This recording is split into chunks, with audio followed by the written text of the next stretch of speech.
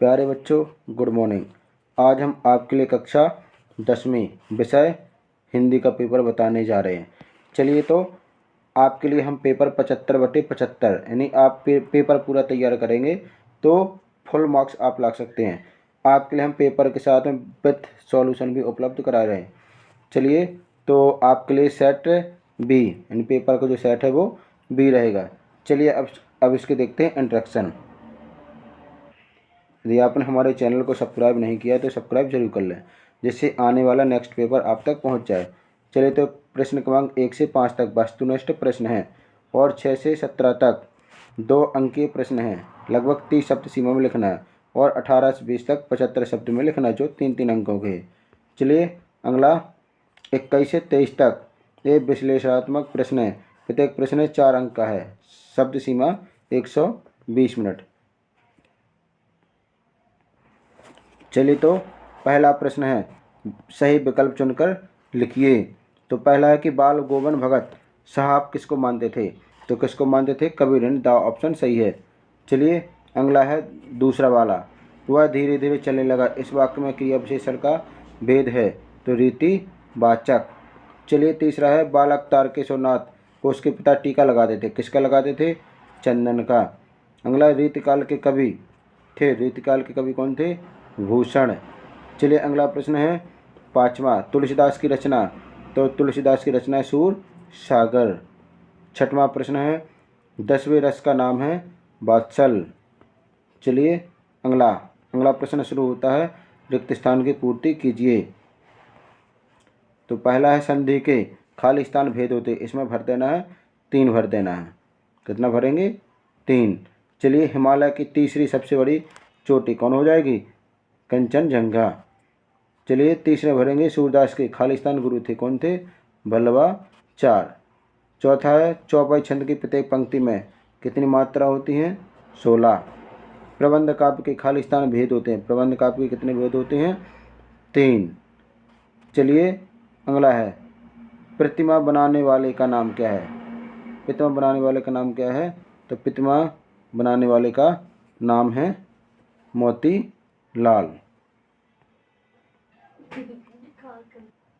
चलिए, अगला प्रश्न है, सही जोड़ियाँ बनाइए। तो सही जोड़ियाँ तीसरे प्रश्न में, ये भी 6 नंबर का है। तो गद्य की विधाएं। तो गद्य की विधाएं कौन सी है? चलिए, तो इसका हम मिलाएंगे। गद्य की विधा निबंध से मिलाएंगे। चलिए, लखनवी अंदाज। लखनवी अंदाज का मिलाएंगे हम किससे? यशपाल से। किसने लिखा है? यशपाल ने। अंधे की लाठी का मतलब होता है एकमात्र सहारा। मैं क्यों लिखता हूँ? तो ये क्या है? यह है रेखा चित्र। चलिए, कामानी। कामानी का लगाएंगे हम जयशंकर प्रसाद। मानवीय क्रियाओं का आरोप होता है मानवीकरण अलंकार में। चलिए, अगला। चलिए, प्रश्न चौथा, एक वाक्य में उत्तर लिखिए। तो एक अनाज 100 बीमार का अर्थ होता है एक वस्तु होती है और चाहने वाले अनेक होते हैं। चलिए, दूसरे में, भोलेनाथ के पिताजी गंगा में आटे की कितनी गोलियां मिलाते थे? इसमें भर देंगे 500 गोलियां। तीसरा, कवि निराला ने बादलों की तुलना किससे की? तो ये की है घुघराले बालों से। किससे की है? घुघराले बालों से। चलिए, हमारा चौथा है, रस के कितने अंग होते हैं? रस के अंग होते हैं 4।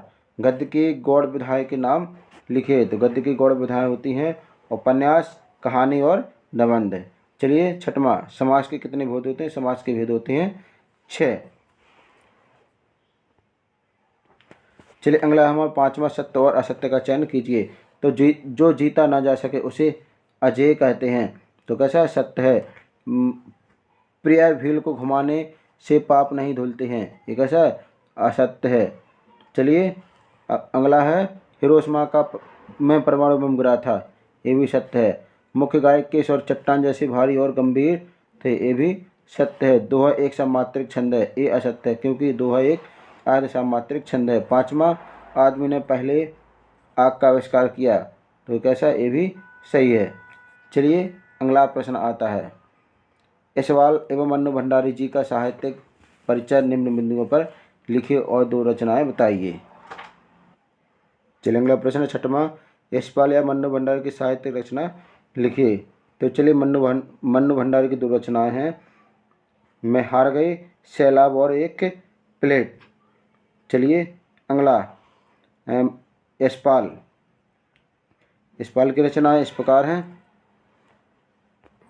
चलिए यशपाल की 2 रचनाएं हैं, अभिशप्त और तर्क का तूफान, पिंजरे की उड़ान, ज्ञानदान। चलिए अगला प्रश्न है 7वां, सेनानी ना होते हुए वे चश्मे वाले को लोग कैप्टन क्यों कहते थे। चलिए इसके अथवा में दिया गया है। चलिए तो इसका आंसर आप देखिए और स्क्रीनशॉट लीजिए। इसके अथवा में है, इस आत्मकथा में लेखिका के पिता ने रसोई को भटिया खाना कहकर क्यों संबोधित किया। चलिए इसका स्क्रीनशॉट लीजिए जल्दी। अगला प्रश्न आता है 8वां, शहनाई की दुनिया में डुमराव को क्यों याद किया जाता है। तो चलिए इसका स्क्रीनशॉट लीजिए और आंसर को याद कीजिए। अगला प्रश्न, वास्तविक अर्थों में संस्कृत व्यक्ति किसे कहा गया है। तो चलिए इसका उत्तर देखिए। चलिए अगला, निम्नलिखित मुहावरों का अर्थ लिखकर वाक्य में उपयोग कीजिए। खून पसीना एक करना यानी बहुत ज़्यादा मेहनत करना, और दूसरा है दाल ना गलना मतलब कहीं भी काम ना बनना। चलिए अगला, इसके अथवा में है, समास विग्रह कर समाज का नाम लिखिए। पंचवटी, पंचाना बटाना समारा, तो समास इसमें कौन सा हो जाएगा, दीर्घु समास, इसमें आ जाएगा दीर्घु समास। इसके अथवा में है नीलंबाय, नीला है अंबर अर्थात कौन, श्री हरि। चलिए अगला प्रश्न आता है 10वां, भोलानाथ और उसके साथियों के खेल खेलने की सामग्री आपके खेल और खेलने की सामग्री से किस प्रकार भिन्न थी। तो चलिए इसका आंसर देखिए और स्क्रीनशॉट लीजिए। अगला इसके अथवा में है, लेखक ने अपने आप को हिरोशिमा के विस्फोटक का भोक्ता कब और किस तरह महसूस किया।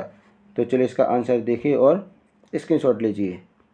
अगला प्रश्न है 11वां, प्रगतिवादी काव्य की 2 विशेषताएं। चलिए इसका आंसर देखिए और स्क्रीनशॉट। चलिए तो अगला प्रश्न है 12वां, सूरदास और नागार्जुन की काव्यगत विशेषताएं लिखिए निम्न बिंदुओं पर।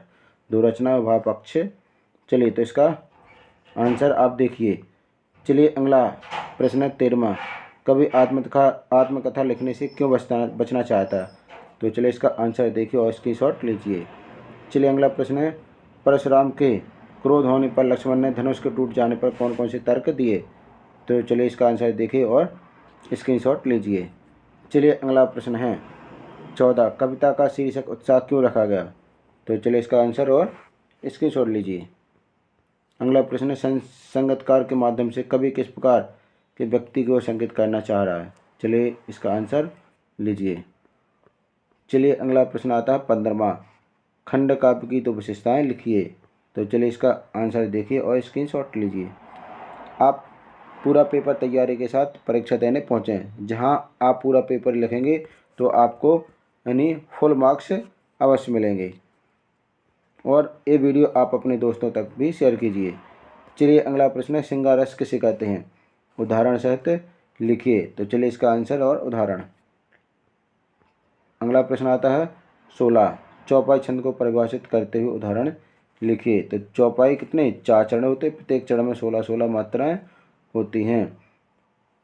चलिए इसका आंसर देखिए और स्क्रीनशॉट। अगला प्रश्न है, अन्योक्ति अलंकार किसे कहते हैं, उदाहरण सहित लिखिए। चलिए तो इसका आंसर देखिए और स्क्रीनशॉट लीजिए। अगला 17वां प्रश्न, कहानी और उपन्यास में कोई 2 अंतर लिखिए। रेखाचित्र और संस्मरण में कोई 2 अंतर लिखिए। चलिए तो दोनों के आंसर आप देखिए। आप इसी तरह से चैनल पर बने रहें। तो चलिए अगला प्रश्न हमारा 18वां, गद्यांश की साप्रसंग व्याख्या कीजिए। यानी इस गद्यांश को आप देख लेना, मूर्ति संगमरमर की थी, टोपी की नोक से कोट के दूसरे बटन तक कोई भी फुट ऊ जिसे कहते हैं। चलिए दूसरा अनसीन है इसमें, यह पितृगाथा में इसलिए नहीं गा रही, मुझे उनका गौरवगान करना है। चलिए अगला प्रश्न है 19वां, मीठी बोली का मतलब विषय पर अनुच्छेद लिखिए। या बढ़ती महंगाई के संबंध में ग्राहक और किराना दुकानदार के मालिक के मध्य संबंध लिखिए। तो चलिए इसका आंसर आप देख लीजिए। और अगला प्रश्न है, निम्नलिखित पद्यांश का साप्रसंग व्याख्या कीजिए। पद्यांश के क्या करना है, साप्रसंग व्याख्या करना है। तो ये आपको इसमें आपको संदर्भ लिखना है और प्रसंग लिखना है कि किस पाठ से लिया गया है। चलिए अगला दूसरा दिया गया, इसमें मधुर गुनगुनाकर जाता कौन कहानी है अपनी। चलिए अगला प्रश्न आता है 21वां। नगरपालिका अध्यक्ष मोहल्ले के नियमित सफाई के संबंध में एक आवेदन पत्र लिखिए। चलिए तो जिस तरह से आवेदन पत्र लिखा जाना, आप आवेदन पत्र देखिए और स्क्रीनशॉट लीजिए और तैयार कीजिए। अगला इसके अथवा में दिया गया है, अपने मित्र अपने भाई की शादी में बुलाने में सम्मिलित होने के लिए पत्र लिखिए। तो ये आपके सामने एक भाई की शादी के लिए मित्र को बुलाना है, तो ये पत्र रहा और आप इसका स्क्रीनशॉट लीजिए। चलिए अगला प्रश्न है, निम्नलिखित विषयों में से किसी एक विषय पर निबंध रूपरेखा लिखिए। पर्यावरण प्रदूषण दिया गया है, वर्तमान समय में कंप्यूटर की उपयोगिता, विज्ञान की प्रगति और मानव जीवन महत्व, जीवन में खेलों का महत्व। चलिए तो आप इनमें से किसी एक टॉपिक पर निबंध लिख सकते हैं। चलिए अगला और पेपर का अंतिम प्रश्न है, निम्नलिखित अपठित गद्यांश काव्यांश को पढ़कर दिए गए प्रश्नों को उत्तर दीजिए। तो पहले हम क्या करेंगे, अनसीन को आराम से पढ़ लेंगे और इसमें जो भी हमें अच्छा लगे उसको अंडरलाइन कर लेंगे। इसके बाद हम देखते हैं इसके क्वेश्चन देखते हैं। तो क्वेश्चन में दिया गया है, उचित गद्यांश का शीर्षक लिखिए। तो गद्यांश का शीर्षक मतलब इस लक्ष्य के ऊपर बताया गया है, तो शीर्षक होगा इसका लक्ष्य। चलिए दूसरा प्रश्न है, निराशा का भाव क्यों जागृत होता है। तो निराशा यानी जब कोई चीज़ देने से कोई मना कर दे तो हमारे मन में क्या होती है, निराशा। तो निराशा का भाव यानी कई बार लक्ष्य प्राप्ति के लिए अनेक बार प्रयास करने पर यदि सफलता ना मिले तो निराशा का भाव जागृत होता है। ये लिखेंगे हम दूसरा में। चलिए तीसरा प्रश्न है, मन में आशा का भाव क्यों बनाए रखना चाहिए। तो जो लोग जीवन में आशावादी रहते हैं वे विपरीत परिस्थितियों में भी लक्ष्य प्राप्ति में सक्षम होते हैं। यानी हमें लक्ष्य प्राप्त करने के लिए विपरीत परिस्थितियों में भी हमेशा तत्पर होना चाहिए।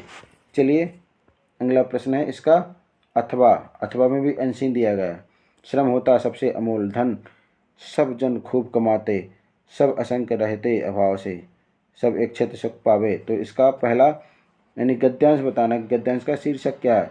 तो गद्यांश का शीर्षक है श्रम। चलिए दूसरा प्रश्न है, श्रम को कवि ने कैसा धन कहा। तो कैसा कहा, अमूल। दूसरे बनेंगे हम अमूल्य धन है। तीसरा है, राजा प्रजा नहीं होता से कवि का क्या आशा है। चलिए से तात्पर्य कि राजा प्रजा नहीं होता है, यानी राजा भी क्या एक मनुष्य है। तो सभी अपने कर्म से यानी अपने भाग लेकर के कुछ बनते हैं, जैसा कर्म करेंगे वो अपने हाथ की लकीरों को भी बदल सकता है। चलिए तो आज का वीडियो आपको कैसा लगा आप हमें कमेंट्स करके ज़रूर बताइएगा। साथ ही वीडियो को दोस्तों तक शेयर करना है जिससे वो भी पेपर की तैयारी कर सकें। और आपने हमारे चैनल को सब्सक्राइब नहीं किया तो सब्सक्राइब जरूर करें, वीडियो को लाइक करें। Thanks for watching this video. मिलते हैं नेक्स्ट न्यू वीडियो के साथ, तब तक इंतज़ार कीजिए।